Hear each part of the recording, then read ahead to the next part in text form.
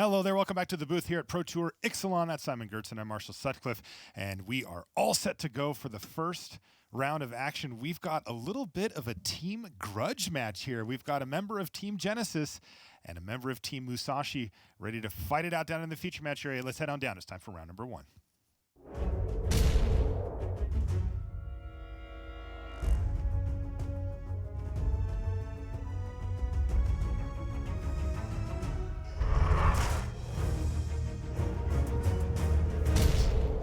Hello and welcome to coverage of Pro Tour Ixalan. I'm Marshall Sutcliffe in the booth with Simon Gertz, and we're ready for round one action here. We're playing Booster Draft. It's early in the morning on Friday. The players just finished building their decks, and they are seated and ready for battle. And we have a really cool matchup here, Simon. We've got in the feature match area Ken Yukuhiro from Japan. He plays for Team Musashi. He's playing up against American Brad Nelson from Team Genesis. And for those of you that watched, you'll know that these two teams actually met in the finals for the Team Series Championship, with Musashi emerging as the victor after 3 matches. So Brad may be out for a little bit of revenge here, though it's going to be an interesting one to watch because taking a look at this, the decks are very different. Brad's is a very sort of clean Vampires deck, nothing super flashy, but with some powerful stuff. But Ken, well, he went a little bit more ambitious with his build, didn't he, Simon? Yes, Brad is on 2 colors with a good curve, and Ken is the opposite. He looks like a blue-green deck, but he has so many treasures that he's just splashing in all colors. Basically, he has a black card. He has a black card. He has a red card. He has white cards in his deck. It's look at the top card of his hand. It's Burning Sun's avatar, Simon. Look at his mana. Don't try this at home. This is. Well, it looks like madness. If he gets this out and manages to win with it, I think he might be onto something, but he has to prove that this is a viable strategy. Yeah, I was going to say, you said don't try this at home. I was going to say don't try this here, because this is a very quick start for Brad Nelson. He had the 2-drop. You know, he's got a few Queen's Bay soldiers and a few other options in the early stages, but very key, he had the turn 3 Mauvrin Fane and was able to trigger that. He will also be able to trigger that again this turn by attacking with that Queen's Bay soldier into the Sailor of Means here of Ken Yukuhiro. So right now, Brad really getting some value and starting to go wide here, getting in for 2 damage and creating another token. Yeah, the perfect timing for his first pick rare there. Here's a Direfleet Interloper. It's going to explore. Dusk Legion Dreadnought is the card revealed. So the Interloper is going to pick up a counter, and Brad is going to keep it. It makes sense. You know, with 4 power, it can actually attack through that Sailor of Means in a couple of turns. Well, maybe he's contemplating again. If he has a land in hand, it's a really good on-curve play. If he doesn't have one, he has to really consider if that's worth it. Right. Yeah, he may have something else that he can play, but then has to find a land in the next couple of turns.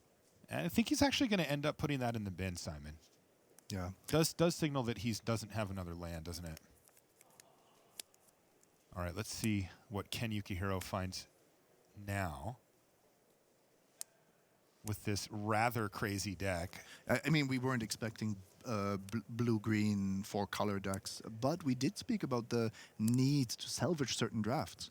This is, by the way, a key play for him. Yes, New Horizons is the best way for Ken Yukuhiro to fix his mana. Unfortunately, he only has 1 of them, but he did find it in time. Yeah, New Horizons is a card we're going to be keeping a close eye out. Another thing to keep in mind here, by the way, is, you know, the players have a chance to look at the card pools, meaning all of the decks that were drafted by their opponent, because we did show, for example, Brad on camera. We don't want to give an unfair advantage. But, I mean, what do you think Brad was thinking when he saw all those different colors on the pile? You know?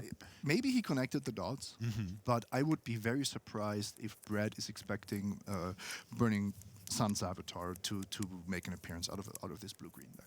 And it might, by the way. Now, unfortunately for Yukuhiro, he did need to stem the bleeding. So last turn, while he did get to cast New Horizons, he had to use one of his treasure to make another Sailor of Means, I believe. Yes, he did, but he does have triple red available. He does. So with the New Horizons, almost all of his cards are castable. We're going to see like a right on curve Burning Sun's avatar this game to kill Mauvrin Fane. It's just insane.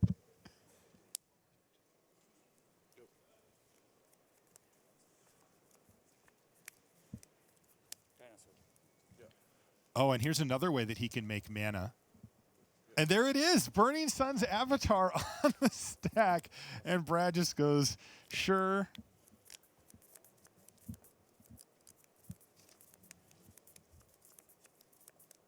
And down goes Mavrin Fein. This impressive stuff from Ken Yukuhiro, who now has the biggest creature on the battlefield and is looking rather stable at 16 life. Absolutely.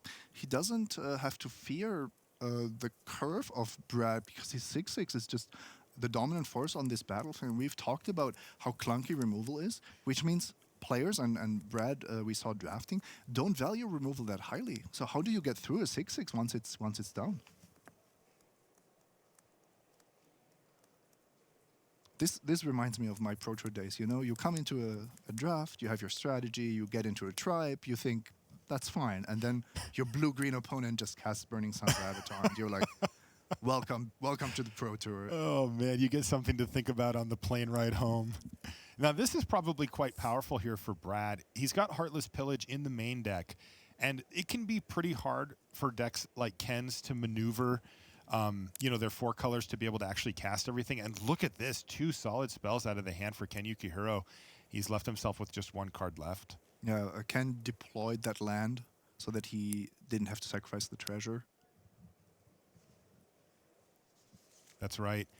Well, this is an super interesting spot here because, the guy that already has Burning Sun's avatar casts Queege Agent and says, I'd like to explore, revealing settle the wreckage off of his islands. And 2 colorless, double white. Yeah, 2 colorless and double white. But the interesting part about settle the wreckage is that, that's the type of card that will really jump off that sheet to Brad Nelson when he was looking because it's a surprise card. Yeah, and now that it has been revealed from the top of the deck, it is also a card that Brad will be able and will play around.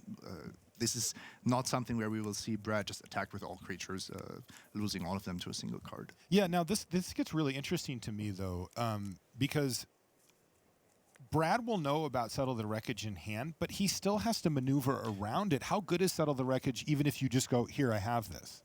I think it's still very good, and it's absolutely correct to keep it on top of your deck. So the fact that your opponent knows about it doesn't mean you shouldn't keep it there. You're getting something with it, right? Yeah, your opponent is paying a price by playing around it. So even if you never cast it, you're somehow gaining something. And what do you do if you're Brad Nelson and you have a combat trick in your hand? And he does, by the way. He has Vampire Zeal. It just becomes awkward. Storm Sculptor, return Burning Sun's avatar. That's the world we live in. Look at Brad. He's just like, what am I supposed to do here? Oh, man, what a weird spot he finds himself in. I walked over to Ken Yukuhiro's table when he was deck building, and he's always smiling. I just assumed he was trolling me when he laid out the deck? I saw Burning Sun's avatar in his main deck. Also, we noticed that he had called the judge over to get some basic lands. And he had to call the judge back because he's like, I need more. And the judge didn't know which basic lands, which is understandable. It was really funny. So Ken Yukuhiro is just going off at this point. He gets to replay Burning Sun's avatar. He had picked it up with Storm Sculptor.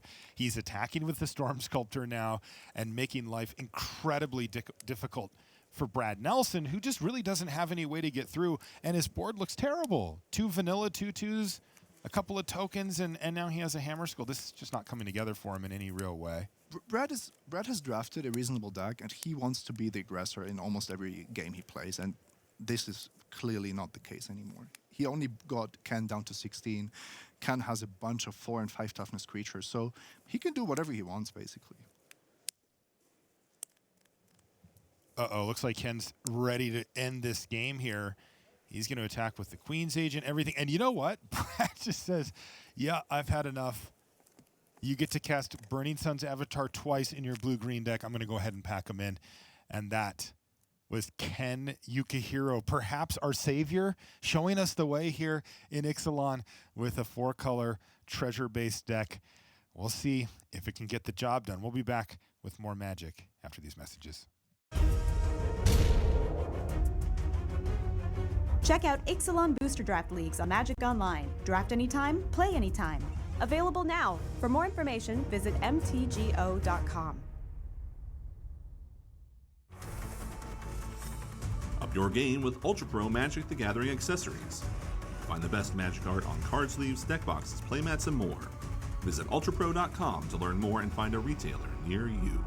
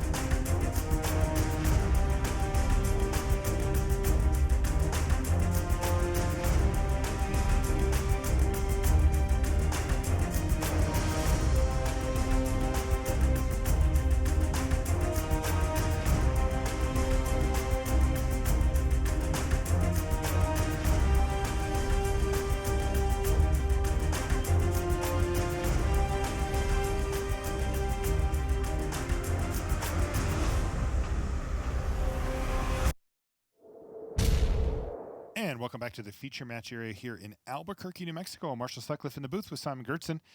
Let's take a quick look here at Jeremy Dasani versus Anton Janssen. These two are in the midst of a pretty intense game one, it looks like here, Simon. A lot going on the board.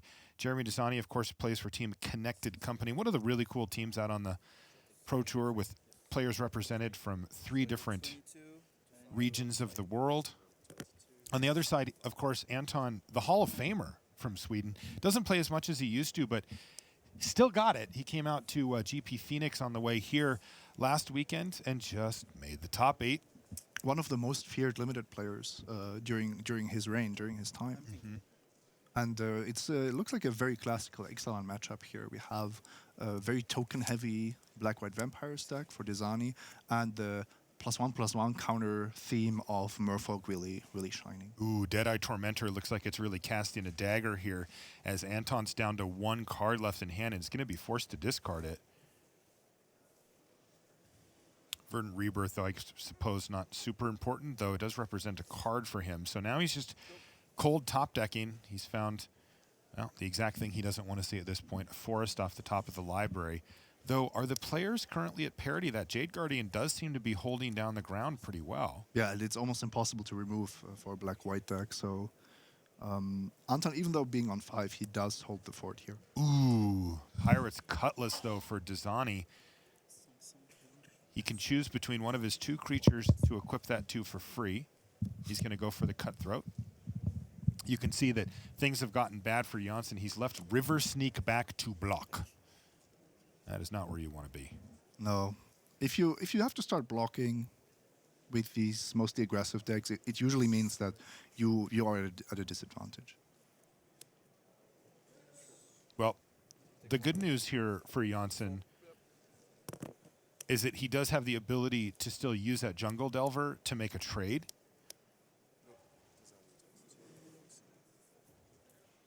No, but that would have also been a nice card to keep around.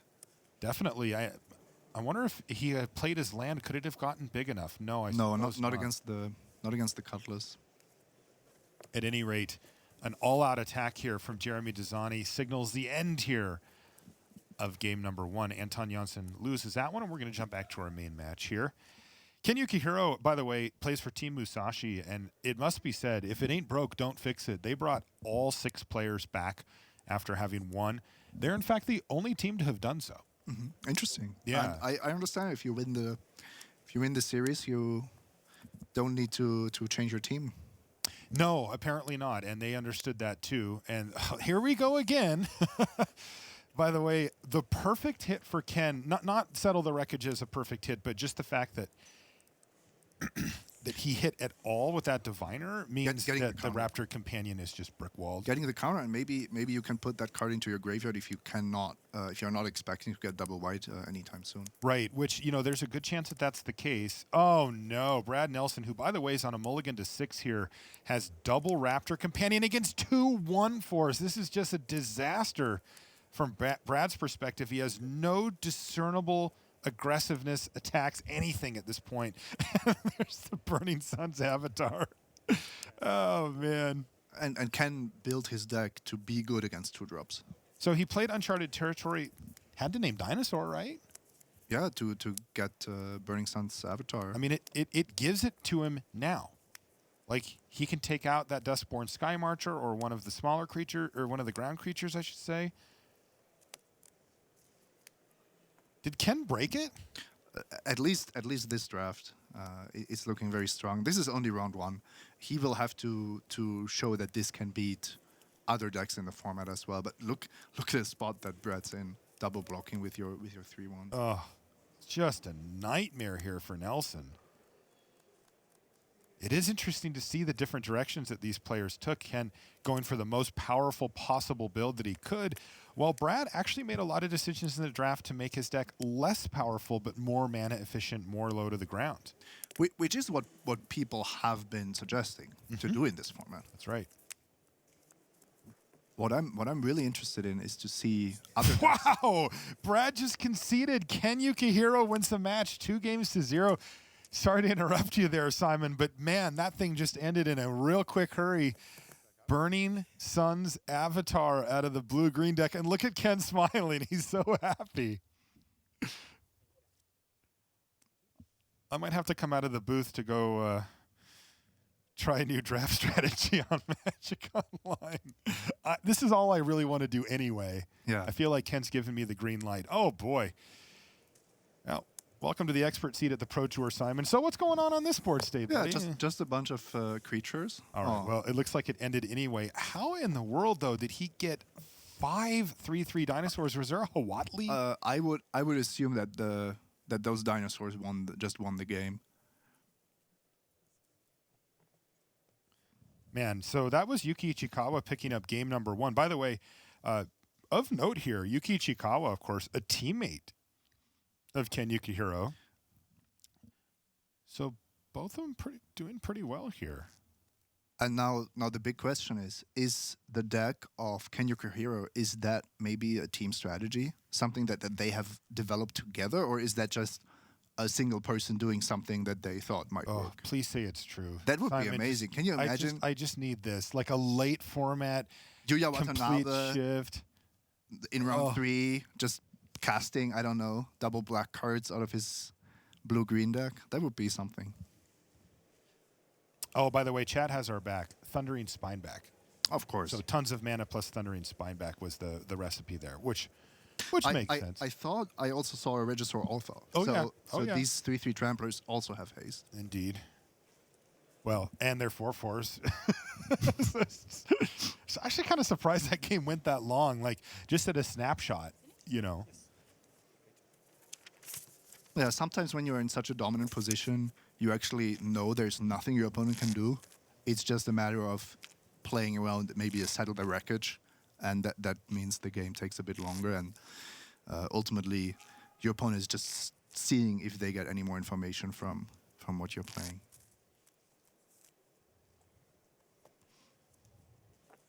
All right, looks like we're gearing up for game number 2 here. Jeremy Dasani, of course, having won that first one. I was talking about the team that Jeremy's on, Connected Company. Really cool team. It's not often you see players from so many different regions band together, but there's players from Europe, from the APAC region, and from North America all on the same testing team, which I think is just really cool. Also kind of represented in their team name. They are connected. They don't live in the same country, but they have ways to communicate, to test together. Mm-hmm.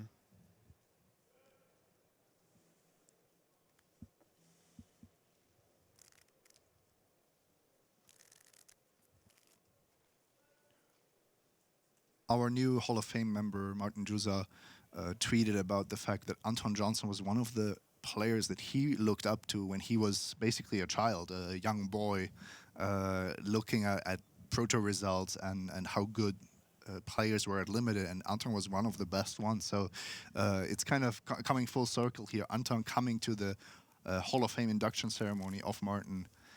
So cool. One of the members, by the way, of Team Connected Company, not able to make it here. That's of course Raph Levy, and he welcomed his first child, him and his wife, into the world. He actually was like coming here, you know. He had his flight. Yeah, had the flight and everything, and then I saw him post on social media that like, well, looks like we're gonna go a little early, and congratulations to him and his wife. That's awesome. It does end an impressive streak of Pro Tour appearances for him, dating back to like 98 or something like that. I mean, he went back deep. He's played more Pro Tours than anybody for sure. All right, well, it looks like a keeper here for Anton. He's going to kick things off with a Jungle Delver and then pass the turn back, get in for one. Jeremy can kind of hold his breath there. Sometimes you'll see players just fire off a River Herald's Boon and say, take three, and I'm just going to try to ride this one drop to victory. But looks like Anton doesn't have that option here.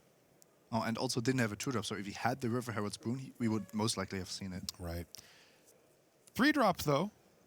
Ravenous Daggertooth. Not a particularly impressive three, but that is 3 power on the board, and currently Dasani has nothing going on. So 4 damage knocks Dasani down to 14, and, you know, Anton's just kind of moving right ahead. Jeremy needs to do something. He does nothing with 1, 2, or 3 mana. He has to have a 4-drop. Ooh, it's a pretty good one here.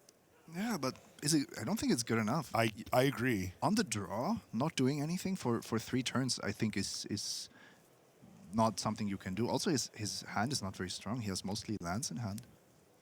Yeah, and Anton has a clean attack here with everything. The best Dasani can do is trade off his Paladin for either the Jungle Delver, forcing the issue on making Anton tap out to put a counter on it, or for the Daggertooth. Yeah, blocking Jungle Delver is probably the best way to stem the bleeding, because otherwise Anton will most likely deploy one or two more threats. Mm-hmm. He could, of course, double block the Whiptail. That carries with it an inherent risk, though, that Dasani's unlikely to want to take on at this point. If you double block the Whiptail, you're basically saying any combo trick, and I'm done. I'm done, right? Like any interaction spell at all. Ooh, that was Vona on the top of the library for Dasani. Now we see why he may have kept. You know, you keep a 4 or 5 lander with a Vona and another spell, and you think, well, let's just hang on for the ride, because Vona is super powerful. Take a look at Vona, Butcher of Magan. That thing is a house. Easily one of the best cards in the format, if you can cast her. It is better when you're on 20. Yeah, I was going to say, just, at 8, I mean, technically Jeremy has an activation in his pocket here, but it's risky business. Yeah, but this is not like Grizzlebrand, where you are more likely to just win the game on the spot after you've activated. You do want to continue playing afterwards. That's right. But if Jeremy can clear the way and get even one good attack in with Vona, it starts to snowball very quickly, where he does have a little bit of a buffer and can start using that activated ability to make combat nearly impossible for your opponent. And that's the big deal here. Oh, Anton is just going to attack into there. Now, this is a great tell here from Anton. You see that pre-combat, he played a Shaper Apprentice, and he's representing River Herald's Boon. Remember, one counter goes on a creature, and then one goes on a merfolk. So he's trying really hard to sell the fact that he has it. Yeah, and Jeremy is not forced to block. Let's see if he has it. There's a theoretical. Oh, he does. Theoretical line where you just don't block, or you just jump block with your 1/1 token and try to take over the game with your Mythic Ring. You know, that is not unreasonable at this point, though I think that one thing that Jeremy's going to be considering is, okay, let's say I just chump block with the token. You know, I take a couple of damage, and then I attack you back. You know, isn't Anton likely to just try to do anything he can to put up another blocker to get a double block or any... I mean, there's so many things that cost 2 or 3 mana that could mess up that plan, you know? What is going to Jeremy's head here is, can I win if Anton is holding a River Herald's Boon? And if the answer is no either way, then you just have to play as if it doesn't exist. This attack is... I'm loving this. Yeah, it's great, but it is a very strong indicator of River Herald's Boon. But the interesting part to me, you know, is that we know that Anton didn't have it in his opener, or at least we have a strong indicator that that's the case. So Dasani is going to take this line. He's going to take some damage here, drop to 5 after the chump block, and now he gets to attack back.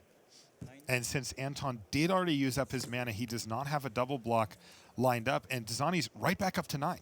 And Anton decided to deal 1 extra damage with that combat trick to also make it possible for the dinosaur to attack next turn. He could have made the flyer 4 power to threaten a block, which would be a completely different line of play, but then I think he would have been worse off against the activation, the threat of the activation. Yeah, but, you know, I got to say, I wonder if that would be a better line for him. Sure, he loses many times if Dasani has a removal spell because he's kind of all in for it. But remember, that was Dasani falling down to 4.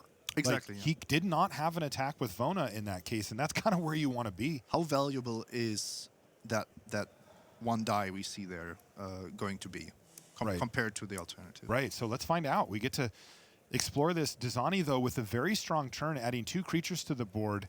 Oh, but you see now why Anton was setting up for this win. He had Tempest Caller, and he knew, I can take the hit, and I'll still win anyway next turn. And look at him. He's like, no, I'm not bothered. Business as usual. That's right. So good stuff from the Hall of Famer there. Really high-level play. This is how I like to kick off my Pro Tour, Simon. Let's jump to our back table here. We do still have one more match happening in the feature match area here. That is Yuki Ichikawa versus Alex Stock. We saw Ichikawa win that first one with a horde of dinosaurs. We'll see how this one's coming along, though.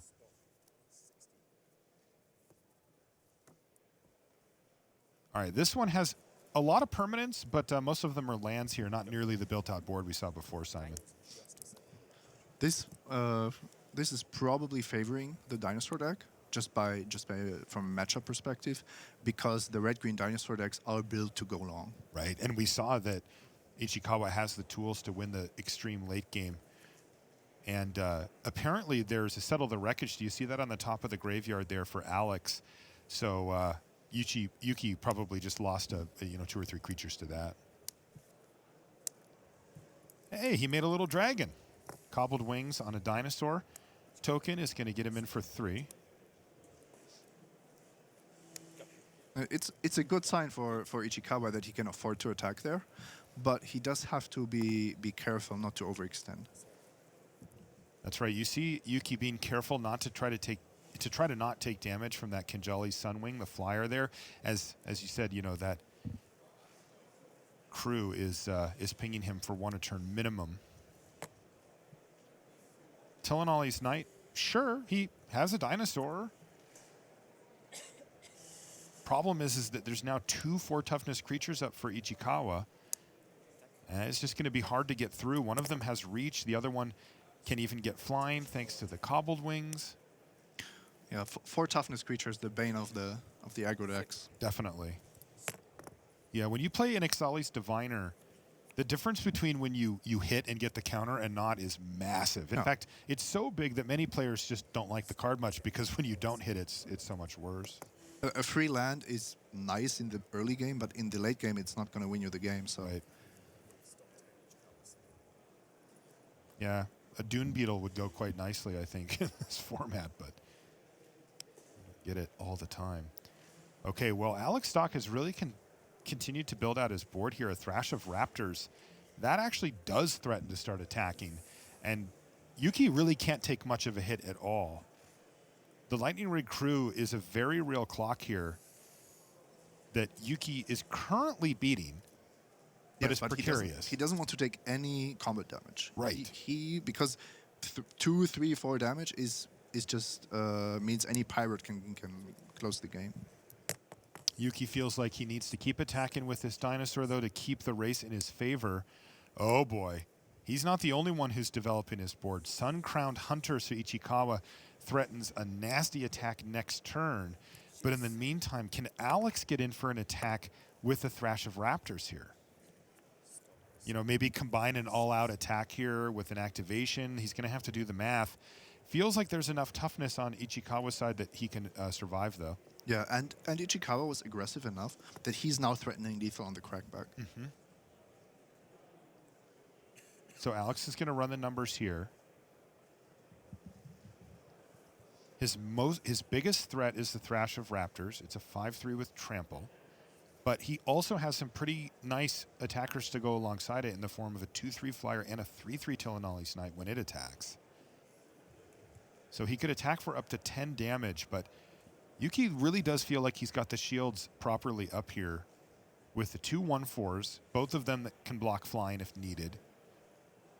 And then the Dryad's just a 2/2, but you know he can throw that in as a double block or something like that too. Yeah, because there are a bunch of ground creatures. Mm-hmm. And Cobbled Wings is kind of an all-star here. It is doing work. I was thinking it might be sideboard, but it's actually in Yuki's main deck. He's red-green dinosaurs. Maybe not too many ways of blocking flyers or removing them. So Cobbled Wings is a fine addition. Also on the offense. Yeah, it's also good on offense, like you said. It looks like just the Thrash of Raptors is going to get in, and Yuki is just going to immediately go for a triple block, but he's going to be really happy with that transaction because all he lost was the Diviner. Yeah, I think it's hard to get better than that. I think it's slightly better to get rid of the 1/4 reach because Cobbled Wings can now boost another creature.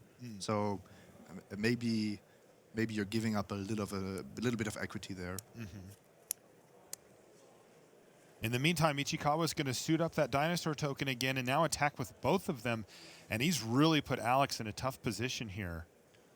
And this forces a block and might also trigger the enrage. So Alex is looking at one more turn, one more draw step. And it's a bad blocks all around. He can chump block to not trigger enrage, but he loses his Lightning Recruit. He can double block, but the 5/4 has just enough power to take out both of the creatures, and he would take an enrage, go down to 1. This is not looking great here for Alex. He's in a tough position. If he has a way to make Ichikawa unable to block, then he might have a shot just blocking with his 0/5 and trying to attack for lethal next turn with some kind of top deck. But there aren't that many effects that influence combat in such a significant way. Oh, man, and look at this. Yuki Ichikawa had Sure Strike on top of everything else. And he got it done. You hear Yuki say, I can't beat, settle the wreckage. But he just did. And he's going to win that match 2-0. All right, that means we've got one more match to go. So let's get back on our main table here. Jeremy Dasani. Of course, he's a Pro Tour champion. Playing against Anton Janssen, the Hall of Famer. Ooh, great start here for Dasani. His deck looks quite strong. He's got a Fathom Fleet Captain. And with a land, he can even give it a sword. It has Menace on its own, and look at this. Immediately attacking for 4 damage with Menace, and he has Vona in hand. This is pretty crazy. Anton's start looks a lot weaker. I mean, he already cast Opt, a card that doesn't even see that much play. He has an... Oh, no. Yeah, this one is suddenly heavily in Jeremy Dasani's favor. That turn 2 into turn 3 was already great. If he has anything this turn, it's particularly excellent. And he has 2 2-drops here, including Arguel's Bloodfast. That's kind of interesting. But if he gets to just curve into Vona, facing down a grand total of 2 islands and a river sneak. All right, well, a slight upgrade here. Stormfleet Aerialist is going to give Anton a 2-3, but that is not going to fix his problems here. And there's land number 5 for Dasani, so we're going to see Vona, and this one's going to be over quickly. Jeremy Dasani firmly in the lead here against Anton, whose draw has just fallen completely flat on him here. Absolutely, yes. This forest is much too late. He had the one thing going for him was that he couldn't expect a pirate, but and that's going to do it. Anton Janssen falls to Jeremy Dasani. Team Collected Company picking up the win there. Excuse me, Connected Company picking up the win there as we wrap up our round number 1 here from our booster draft at Pro Tour Ixalan. Welcome back to the booth. That's Simon Gertzen. I'm Marshall Sutcliffe. Thanks for coming along with us here as booster draft, right? The best thing ever in the history of all things. And we get to do 2 more rounds of it here from Albuquerque before we transition over into Standard to see what our players have brought to the table there. We'll be doing that a little bit later this afternoon. So for now, we've got some short messages. When we come back, though, we'll have more at the news desk and, of course, more booster draft action. We'll see you then.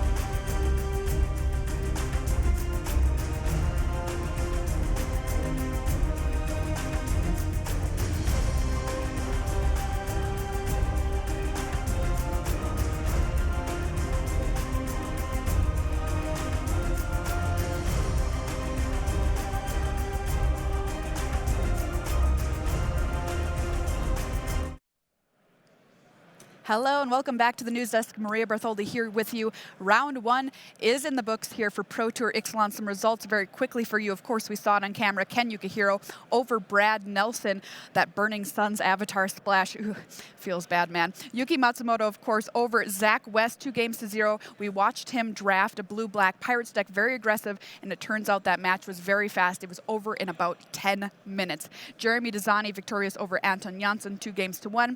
And Yuki Ichikawa, 2-0 over Alex Stock. Well, not only is the Pro Tour happening here this weekend in Albuquerque, we also have something very special, a Hall of Fame induction ceremony. And one of our newly minted Hall of Famers, Martin Yuza, is down on the floor with Brian David Marshall. Thanks, Maria. I am here with Pro Tour Hall of Famer Martin Yuza. Martin, you said you wouldn't believe it until you had the ring on your finger. Let us see it. I do now. Sounds good, doesn't it? Yeah. You know, it was a pretty amazing season for you, probably one of the best seasons of your career last year. It has been good, yeah. It was a good season. And then you felt like you needed that season to get you into the Hall of Fame. We were in Kaladesh talking about the Hall of Fame, and you were like, oh. Yeah, it certainly helped. I think maybe that was what like pushed it over the top. Now, what was that ceremony like for you? You know, we're so used to seeing Magic players, you know, completely flat at the Magic table, like, oh, my deck's okay. But the Hall of Fame ceremony is where we actually get to see some emotion, some personal interaction with their families. What was that event like for you? Yeah, it was a little emotional. It was great that, you know, having my family there, all my friends, my girlfriend, my mom especially, it was a big night for her. She was very proud, and I was really happy to you know, to have a chance to bring her over and be a part of the ceremony. Now, but then we just turned the page and we've got to deal with the Pro Tour. Yeah. You know, you're on Team Channel Fireball. How do you like your team's chances in the Pro Tour Team Series this year? It is certainly on just the short list of terrifying teams if you're playing in this Pro Tour Team Series. Our team is great. I'm super excited to be a part of the team. We have, you know, all the players are great. All the old times greats. We have good limited minds, good constructed minds. I'm hoping we can top 4 and, you know, take it from there. How'd the draft go for you today?